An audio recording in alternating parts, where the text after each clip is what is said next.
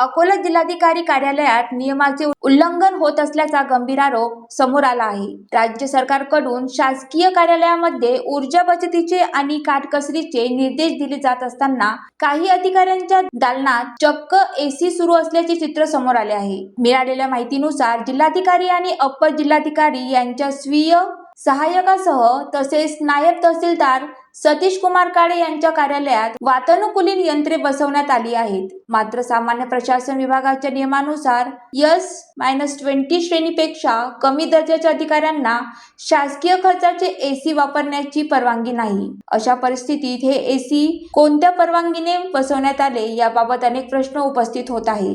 AC बसवण्याचा खर्च आणि वीज बिल हे सर्व सरकारी तिजोरीतून म्हणजे जनतेच्या कराच्या पैशातून भरले जात असल्याने या प्रकाराबद्दल नागरिकांमध्ये नाराजी व्यक्त केली जात आहे। दरम्यान या एसी खरेदीसाठी निधी कुठून आला? सार्वजनिक बांधकाम विभागाच्या इलेक्ट्रिकल वीजची परवानगी होती का? आणि जर हा प्रकार नियमबाह्य असेल तर संबंधित अधिकाऱ्यांकडून खर्चाची वसुली केली जाणार का? असे सवालही उपस्थित होत आहेत। या प्रकरणाची उच्चस्तरीय चौकशी करून जबाबदार अधिकाऱ्यावर कारवाई करावी अशी मागणी नागरिकांकडून होत आहे। आता या प्रकरणावर जिल्हाधिकारी काय भूमिका घेतात आणि नियमबाह्य एसी काढले जातात का याकडे सर्वांचे लक्ष लागले आहे। मनीष राऊत, ज्वालादीप न्यूज, अकोला।